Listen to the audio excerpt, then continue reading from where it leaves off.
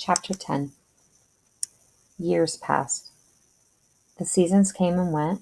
The short animal lives fled by. A time came when there was no one who remembered the old days before the rebellion, except Clover, Benjamin, Moses the raven, and a number of the pigs. Muriel was dead. Bluebell, Jessie, and Pincher were dead. Jones, too, was dead.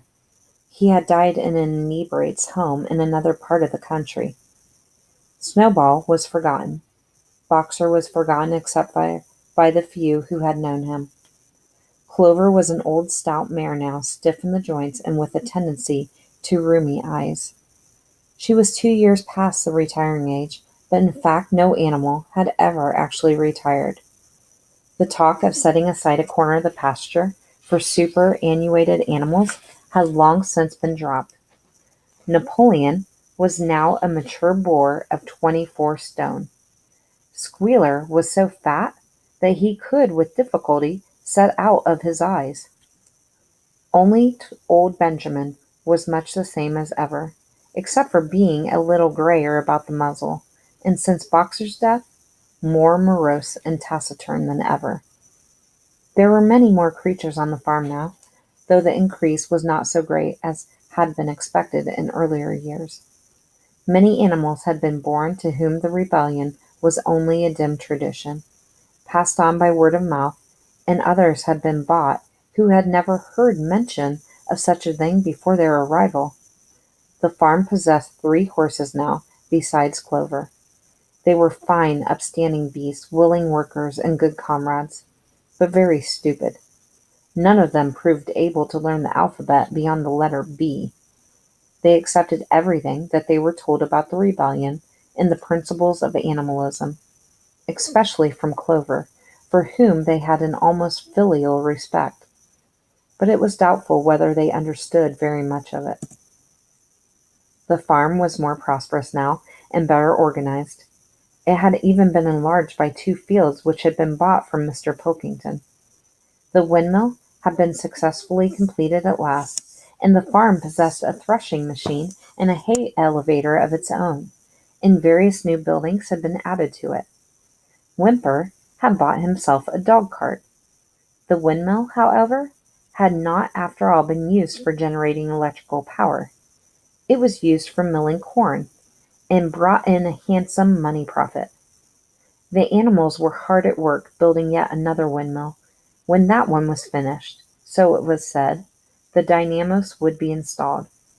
But the luxuries of which Snowball had once taught the animals to dream, the stalls with electric light, and hot and cold water, and the 3-day week, were no longer talked about. Napoleon had denounced such ideas as contrary to the spirit of animalism. The truest happiness, he said, lay in working hard and living frugally. Somehow, it seemed as though the farm had grown richer without making the animals themselves any richer, except, of course, for the pigs and the dogs. Perhaps this was partly because there were so many pigs and so many dogs. It was not that these creatures did not work after their fashion. There was, as Squealer was never tired of explaining, endless work in the supervision and organization of the farm. Much of this work was of a kind that the other animals were too ignorant to understand. For example, Squealer told them that the pigs had to expend enormous labors every day upon mysterious things called files, reports, minutes, and memoranda.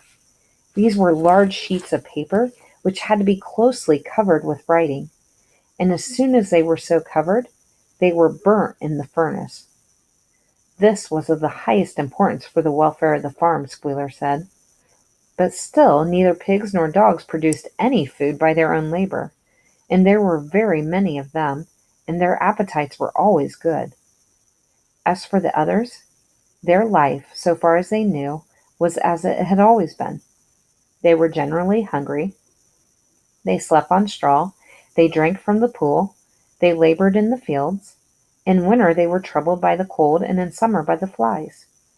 Sometimes the older ones among them racked their dim memories and tried to determine whether in the early days of the rebellion, when Jones's expulsion was still recent, things had been better or worse than now.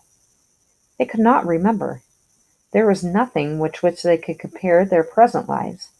They had nothing to go upon except Squealer's list of figures, which invariably demonstrated that everything was getting better and better. The animals found the problem insoluble. In any case, they had little time for speculating on such things now. Only old Benjamin professed to remember every detail of his long life, and to know that things never had been, nor ever could be, much better or much worse. Hunger, hardship, and disappointment being, so he said, the unalterable law of life. And yet the animals never gave up hope.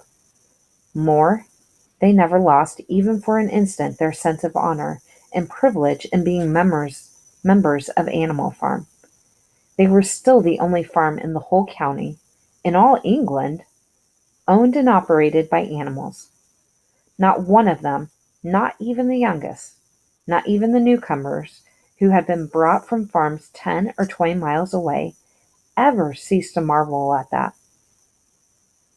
And when they heard the gun booming and saw the green flag fluttering at the masthead, their hearts swelled with imperishable pride, and the talk turned always towards the old heroic days, the expulsion of Jones, the writing of the Seven Commandments, the great battles in which the human invaders had been defeated. None of the old dreams had been abandoned. The Republic of the Animals, which Major had foretold, when the green fields of England should be untrodden by human feet, was still believed in. Some day it was coming. It might not be soon. It might not be within the lifetime of any animal now living. But still it was coming. Even the tune of Beast of England was perhaps hummed secretly here and there. At any rate, it was a fact that every animal on the farm knew it, though no one would have dared to sing it aloud.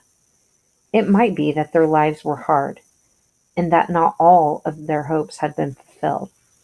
But they were conscious that they were not as other animals. If they went hungry, it was not from feeding tyrannical human beings. If they worked hard, at least they worked for themselves. No creature among them went upon 2 legs. No creature called any other creature mastered. All animals were equal. One day, in early summer, Squealer ordered the sheep to follow him, and led them out to a piece of waste ground at the other end of the farm, which had become overgrown with birch saplings. The sheep spent the whole day there browsing at the leaves under Squealer's supervision. In the evening he returned to the farmhouse himself, but, as it was warm weather, told the sheep to stay where they were. It ended by their remaining there for a whole week, during which time the other animals saw nothing of them. Squealer was with them for the greater part of every day. He was, he said, teaching them to sing a new song, for which privacy was needed. It was just after the sheep had returned, on a pleasant evening when the animals had finished work and were making their way back to the farm buildings, that the terrified neighing of a horse sounded from the yard. Startled, the animals stopped in their tracks. It was Clover's voice. She neighed again, and all the animals broke into a gallop and rushed into the yard.